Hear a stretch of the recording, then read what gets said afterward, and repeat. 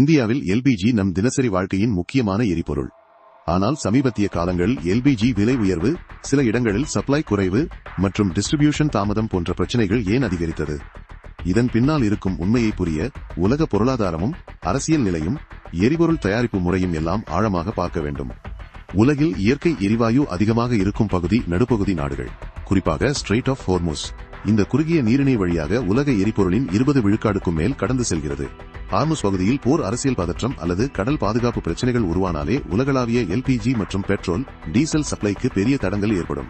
India எல்பிஜியின் பெரும்பகுதியை இந்த பகுதியில் உள்ள நாடுகளிலிருந்து இறக்குமதி செய்கிறது. எனவே அங்கு எந்த பதற்றமும் ஏற்பட்டாலே இந்தியாவில் விலை உயர்வு மற்றும் சப்ளை குறைவு வரும். இப்போ எல்பிஜி எப்படி தயாரிக்கப்படுகிறது? எல்பிஜி என்பது 2 முக்கிய கூறுகளால் உருவாகிறது: புரோபைன் மற்றும் பியூட்டேன். கச்சா எண்ணெய் க்ரூட் ஆயில் ரிஃபைனரிக்கு வந்த பிறகு அதனை டிஸ்டிலேஷன் என்ற முறையில் பிரித்து பெட்ரோல், டீசல், கெரோசின் போல பல வகை எரிபொருள்களை எடுக்கிறார்கள். அதே செயல்முறையில்தான் எல்பிஜியும் தயாராகிறது. சில நேரங்களில் நேச்சுரல் கேஸ் ப்ராசஸிங் மூலம் கூட எல்பிஜி உருவாக்கப்படுகிறது. அதனால் க்ரூட் ஆயில் ப்ரொடக்ஷன் குறைந்தாலோ, ரிஃபைனரி மெயின்டெனன்ஸ் நீளமானாலோ அல்லது குளோபல் சப்ளை செயின் ஸ்லோ ஆனாலோ எல்பிஜி சப்ளை உடனே பாதிக்கப்படும். இந்தியாவில் எல்பிஜி நெருக்கடி அதிகரிக்க காரணமான மற்றொரு முக்கிய அம்சம் அரசின் சப்சிடி மாற்றங்கள். சப்சிடி குறைக்கப்பட்டதால் மக்கள் நேரடியாக அதிக விலை செலுத்த வேண்டிய நிலை ஏற்பட்டது. அதோடு இந்தியாவின் டொமஸ்டிக் எல்பிஜி கன்சம்ஷன் வருடம் அதிகரித்துக் கொண்டே இருக்கிறது. ஆனால் இந்தியா உற்பத்தி செய்கின்ற எல்பிஜி அளவு குறைவாக இருப்பதால் இம்போர்ட் டிபெண்டன்சி அதிகமாகி வருகிறது. இதனால் உலக சந்தையில் விலை உயர்ந்தாலே இந்தியாவிலும் விலை உயர்வு தவிர்க்க முடியாததாகிறது.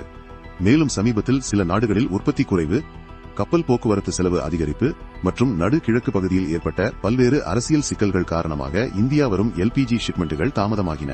இந்த தாமதம் உள்ளூர் ரீஃபில் சைக்கிளை பாதித்து சில இடங்களில் சிலிண்டர் கிடைப்பதில் சிக்கல் ஏற்பட்டது. ஆனால் ஒரு முக்கியமான உண்மை என்னவென்றால், எல்பிஜி வாயு தீர்ந்து போகவில்லை. அது ஒரு உலகளாவிய சப்ளை செயின் பிரச்சினை. அரசியல், பொருளாதாரம், உற்பத்தி மற்றும் போக்குவரத்து ஆகியவை ஒன்றாக பாதிக்கப்பட்டதால் ஏற்பட்ட தற்காலிக நெருக்கடி. இதை சமாளிக்க இந்தியா தற்போது புதிய ரிஃபைனரிஸ் அமைத்துக் கொண்டு ஆல்டர்னேட்டிவ் எனர்ஜி சோர்சஸை, bio LPG, natural gas pipeline connections, electric cooking solutions வளர்த்துக் கொண்டிருக்கிறது. வருங்காலத்தில் இம்போர்ட் டிபெண்டன்சி குறைக்க பெரிய திட்டங்கள் நடைமுறைப்படுத்தப்பட்டு வருகின்றன. எல்பிஜி நெருக்கடி என்பது ஒரு சாதாரண சிலிண்டர் ஷார்டேஜ் இல்லை என்றே புரிந்து கொள்ள வேண்டும்.